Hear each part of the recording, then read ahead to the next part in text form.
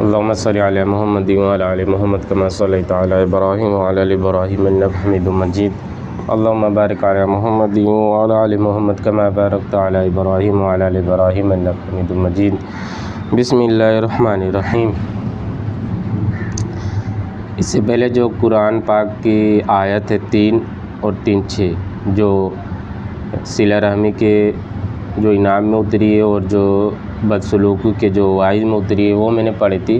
اب اس میں ہمارے پیارے نبی صلی اللہ علیہ وسلم کی حدیث مبارک کیا ہے وہ حضرت شیخ نے لکھی ہے، تو میں پہلی حدیث پاک پڑھنے جا رہا ہوں۔ بسم اللہ الرحمن الرحیم۔ حضور اقدس صلی اللہ علیہ وسلم سے کسی نے دریافت کیا کہ میرے بہترین تعلقات احسان سلوک کا سب سے زیادہ مستحق کون ہے؟ حضور صلی اللہ علیہ وسلم نے ارشاد فرمایا ماں، پھر دوبارہ 12 ماں کو ہی بتایا، پھر فرمایا کہ باپ، پھر دوسرے رشتہ دار، لا قرب فلا قرب، جو جتنا قریب ہو اتنا ہی مقدم ہے۔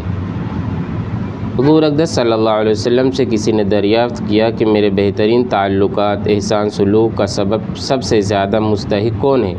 حضور صلی اللہ علیہ وسلم نے ارشاد فرمایا ماں، پھر دوبارہ 12 ماں کو ہی بتایا، پھر فرمایا کہ باپ، پھر دوسرے رشتہ دار، لا قرب فلا قرب، جو جتنا قریب ہو اتنا ہی مقدم ہے۔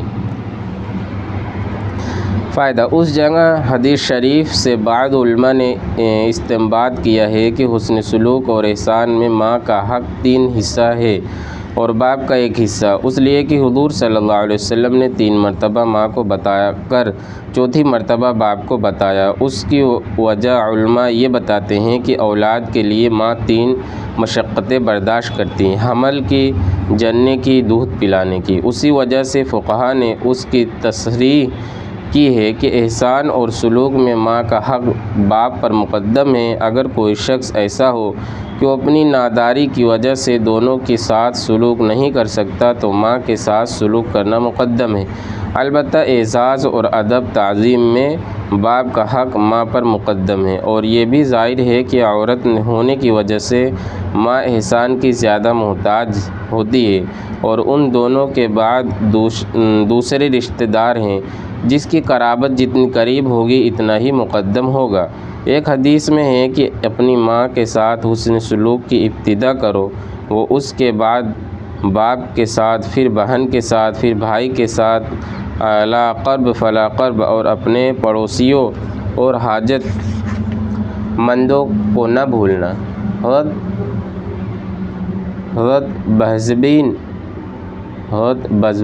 حضرت بہزبن حکیم اپنے دادا سے نقل کرتے ہیں کہ انہوں نے حضور صلی اللہ علیہ وسلم سے نقل کیا کہ حضور، میں سلوک و احسان کس کے ساتھ کروں؟ حضور صلی اللہ علیہ وسلم نے فرمایا اپنی ماں کے ساتھ۔ انہوں نے پھر یہی دریافت فرمایا، حضور صلی اللہ علیہ وسلم نے پھر یہی جواب دیا۔ اسی طرح تیسری مرتبہ بھی۔ چوتھی مرتبہ میں حضور صلی اللہ علیہ وسلم نے فرمایا کہ باپ کے ساتھ، اس کے بعد پھر دوسرے رشتہ دار، اور جتنا قریب ہو اتنا ہی مقدم ہے۔ ایک اور حدیث میں ہے کہ ایک شخص حضور صلی اللہ علیہ وسلم کی خدمت میں حاضر ہوئے اور عرض کیا کہ مجھے کوئی حکم دے تاکہ تعمیل ارشاد کروں۔ حضور صلی اللہ علیہ وسلم نے فرمایا کہ باپ کے ساتھ احسان کرو۔ ایک حدیث میں ہے کہ 3 چیزیں ایسی ہیں جس میں یہ پائی جائیں، حق تعالی شانہ مرنے کے وقت اس پر آسان کر دیتے ہیں اور جنت میں اس کو داخل کر دیتے ہیں: ضعیف پر مہربانی، والدین پر شفقت، اور ماتحتوں پر احسان۔ تو 3 چیزیں ایسی ہیں جس کے اندر یہ عادت ہوگی تو اللہ پاک اس پر جو ہے مرنے کی جو تکلیف ہوتی ہے اس کو ختم کر دیتے ہیں اور جنت میں اس کو داخل کر دیتے ہیں۔ وہ 3 چیزیں کون کون سی ہے تو میں دوبارہ سے یہاں پڑھتا ہوں تاکہ ہم سب کے ذہن میں بیٹھ جاوے۔